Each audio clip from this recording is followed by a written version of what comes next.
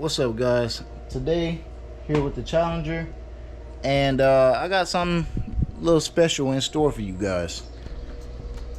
So a lot of you MOPAR guys, y'all do not like touching your car with aftermarket parts at all, but today I'm deciding that I would like to put a quick release on this car. I want to put a quick release steering wheel on it. And so my initial plan was to just install this super easy and yeah, set everything up. But no. MOPAR wants to be difficult. So apparently my splines or something on there is not fitting. I have no idea why, but those splines do not match up with any aftermarket nor original parts, right? So this is a crush can for a 70 Challenger. Everybody kind of knows what this is if you are into MOPARs. And my splines, it does not fit on my splines at all, right? Because my initial thing was, oh, I could just, you know, hook up something to this spline, make it a quick release, call it a day, boom. No, nothing goes on here, not even the original part, right? So now, because of that, I'm thinking my splines are just tore up to the point where cannot use them. Okay, so I started looking into steering shafts, right? I just need the metal long piece that comes out of there. You MOPAR guys want $350 for a metal bar. $350 for a steering shaft. Literally all I need, this piece. I just need this much forward. Y'all want $350 for that, for the whole thing. I'm not paying that. So what's about to happen, I'm gonna go home, I'm gonna take this apart first of all, bring it home because the car is not at my house, and I'm gonna try to rebuild this whole steering column and see if I can get those splines to work. If they do not work, I'm cutting them off and I'm putting Chevy splines on there. Y'all make stuff so difficult. Thought it was gonna be an easy job. Thought it was gonna be easy, but apparently not. All right, so I'm about to just quit my yapping and go ahead and start on this thing. Let's see.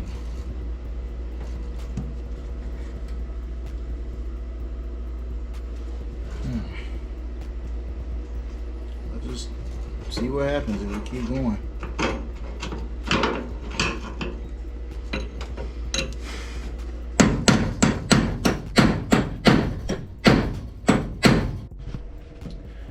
All right, I know it's a little hard to see, but I couldn't get that part out. So what I'm about to do, I'm about to start pulling on these bolts to try to get this part out and try to get the whole bracket out. I'm just learning as I go because I don't know what I'm doing, so we'll see. All right, so I just unbolted the 3 bolts down here on that little plate, and I guess these 2 wasn't bolted in, so whole thing is wobbling now. So we got to figure out how to get it out from over there. All right, took me long enough, but as you can see, that hole is clear now. All right, so what I did, I took some things such as this push rod right here, and I literally put it in the hole as a punch and beat the absolute mess out of it. So once you do that and you push the little pin out, should be able to get it out. It might take a little force because these things have been in here forever, but you should be able to get it out. So that's what I'm about to do now.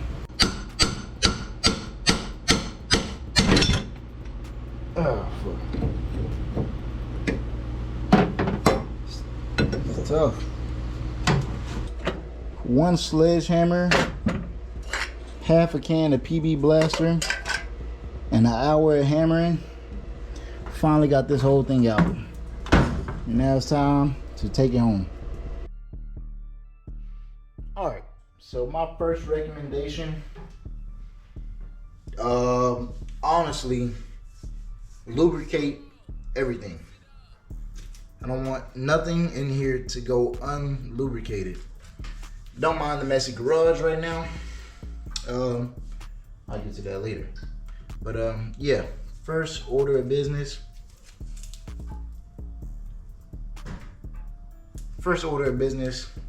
Start lubricating everything.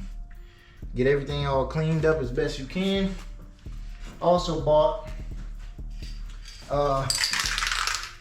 some rattle can primer paint, because most of this is not gonna get seen. I just want it sealed so it don't start rusting on me later. So yeah, that's the first order of business.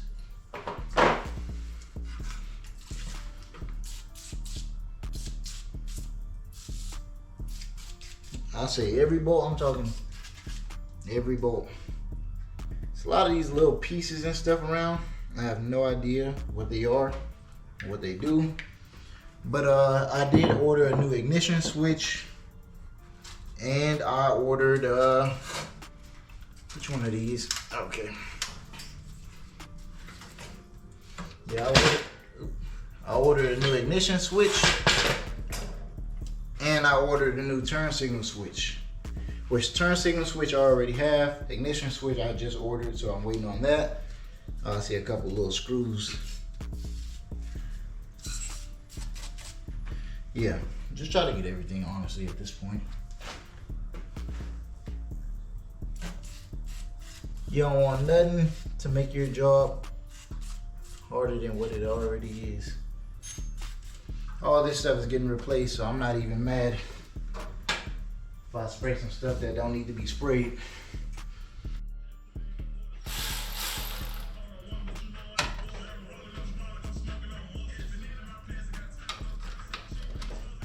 Now always break it loose very slowly. You don't want to use electric ratchet or something like that to break loose a rusty bolt. Promise it never goes right.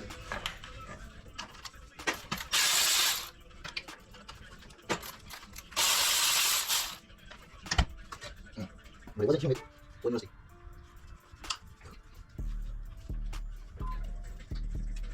Okay.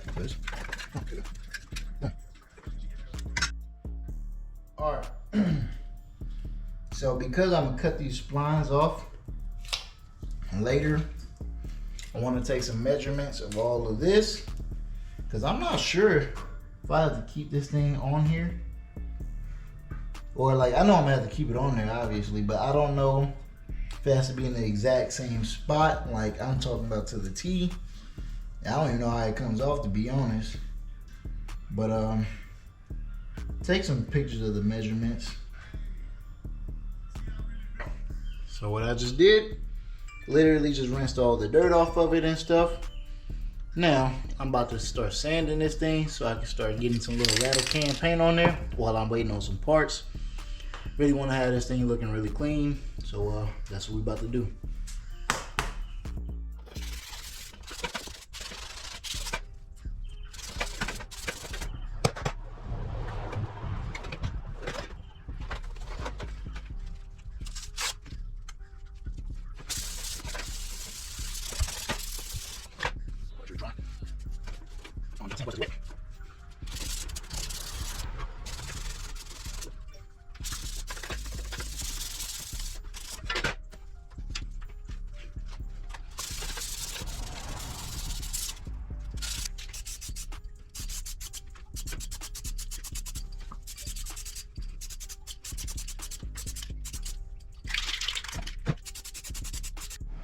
All right, so after you get this little sleeve and whatnot off, the next thing, there's gonna be a little dowel pin that's right in here. It's gonna be very hard to see, but it's right on here, and it's like a little piece hanging off on the other side.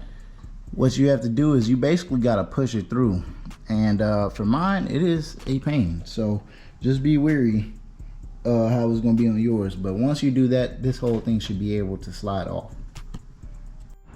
After using my little Dremel just to clean it up a little bit, right here, you can see the hole that I'm talking about. So it's not fully out, but I might be able to just grab some pliers just to pull it out from the other side. Try your best to keep it. If you have to replace it, you got to replace it, but try your best to keep it. All right, so I just punched it out. I found my little tiny punch, and that's the size. It is very small. So like I said, just be wary of that and keep it somewhere safe if you're gonna reuse it. If you're not, yeah, throw it away. I don't know what you want. So it should be able to come off now. Should be able to come out now. Oh, there you go. Come on.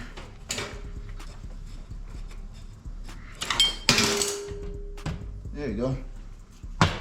That whole thing is off now. Okay, so mind you, I rinsed this thing out before I started. In and out. Look at that, bro. I was like kind of banging it on the ground a little bit, and I was trying to figure out why the hell so much dirt was coming out. And then this thing popped off. And yeah, so that's what we got. Do you know what I just realized after taking all this down that far? Oh, it's a lot of mosquitoes. What I realized, I didn't have to take it down this far for what I'm trying to do. But I didn't know that because half the parts were missing. You know, everything was disassembled. So since I got it down this far, I'm actually just gonna sand down the steering shaft in here. Probably throw a little quick layer of paint on it just so it, you know, don't be sitting there all rusty. I see it now, you know. And then try to shove it back in and try to assemble this thing how it should be assembled. At least I got all the dirt clods from all those dirt divers and stuff out of there. That probably would have hindered some stuff, definitely. So yeah, I guess that's a good thing. But I guess let's start assembling this thing.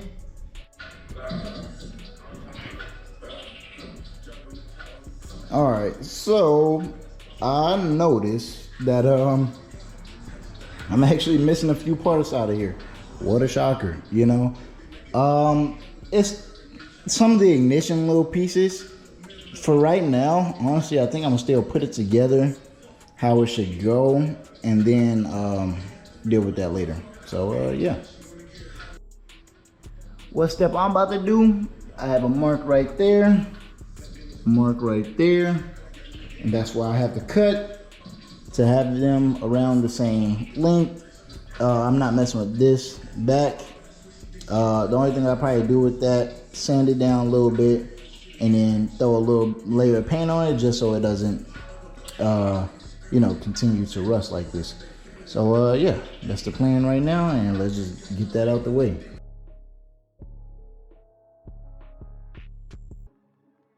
All right, so here it is right here. Here is the Chevy spline. It's gonna go weld on right there. They look like they're pretty much the same diameter, but I am about to call it a night. I am getting absolutely obliterated right now by fucking mosquitoes. So yeah, I'll see y'all tomorrow.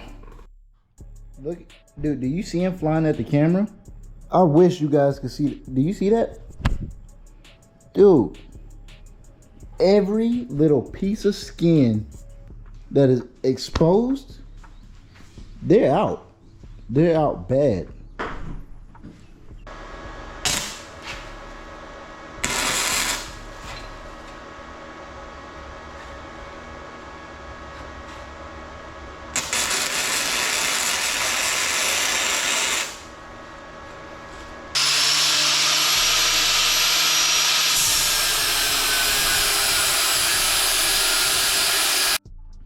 Here's the finished product. I actually think it looks really good. Looks factory. Wouldn't even notice. Look at that.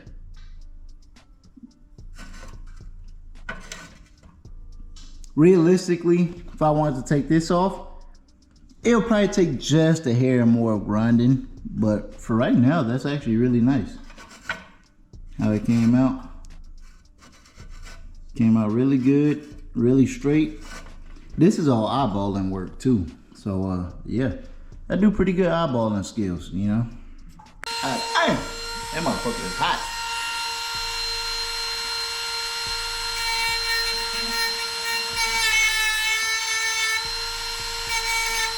One eternity later. Another day, another MOPAR part that came in. So today, I waited a very long time to actually get this, but finally have the piece that holds this piece in, the steering turn signal switch. When I tell y'all, getting MOPAR parts is hard. This is literally step one of like 1,000 that I'm gonna have to go through.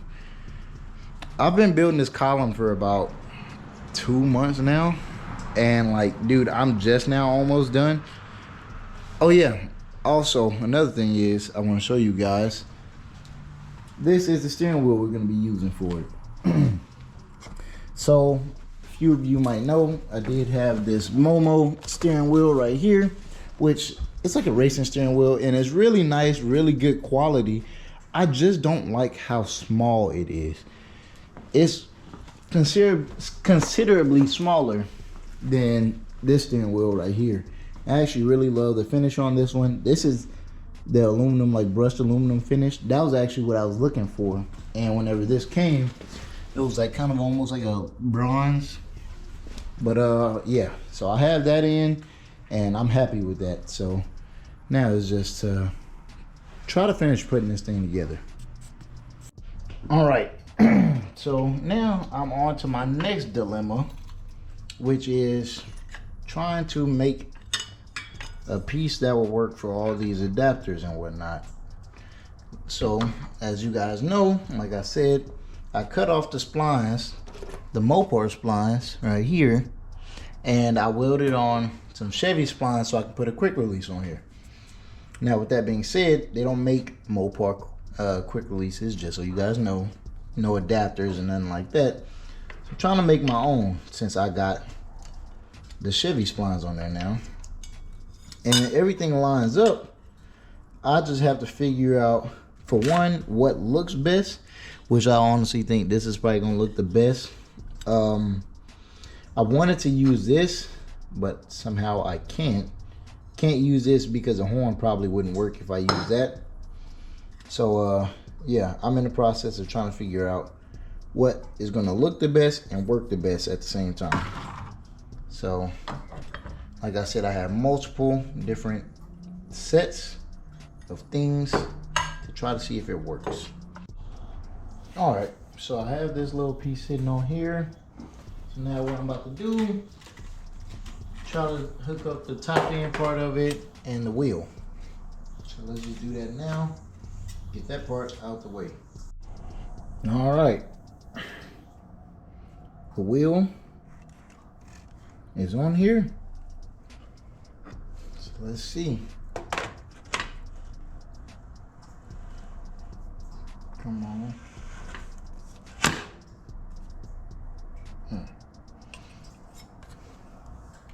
It's on there. It is on there, dude. It looks good. It's not straight, but I can fix that. I ain't mad about that, you know?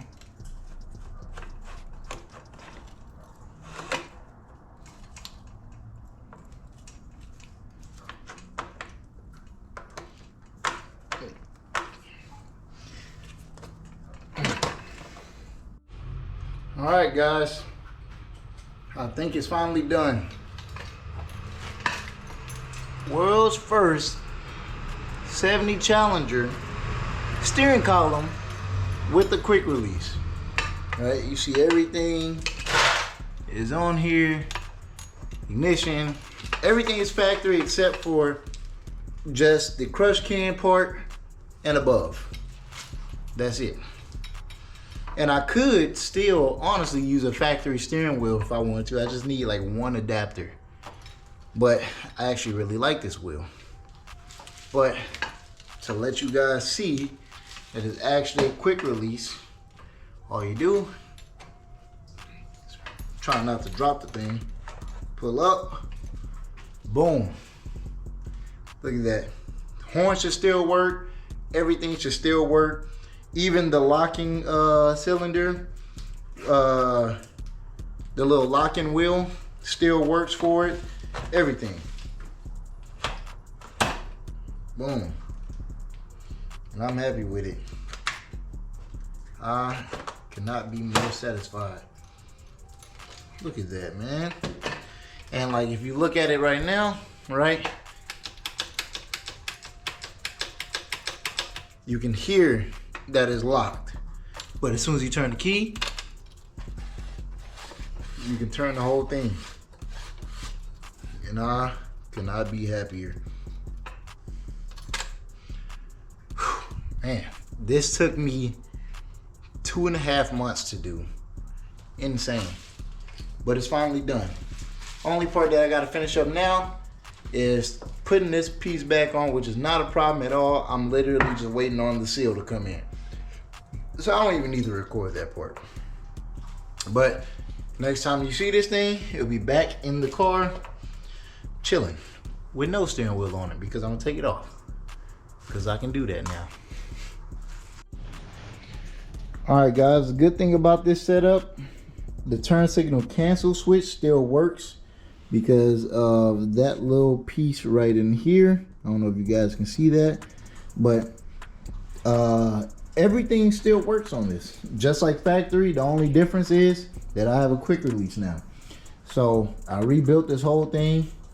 I only got to put little stuff back on, which should be no big deal at all. Like this little piece to cover up the wires. And that's the mountain bracket, and this is the piece to cover up the wires. So that's gonna go right there. But yeah. So everything works exactly how it should. Everything functions, or I haven't actually wired it up yet and tried it, but should work as according to plan. So I think that'll be it, guys. Honestly, this was another long video within itself, trying to put this thing together. So honestly, I think I'm probably just gonna cut the video here. But let me know what you guys think. Some of you guys, you know, that's more of OEM fans, might not be too crazy on it, but I really love this, and I'm happy that I did it. So yeah, please like, comment, subscribe. Tell me what you guys think. Is there anything else you should see going on with this build? And yeah, let me know in the comments. All right, see you guys on the next one.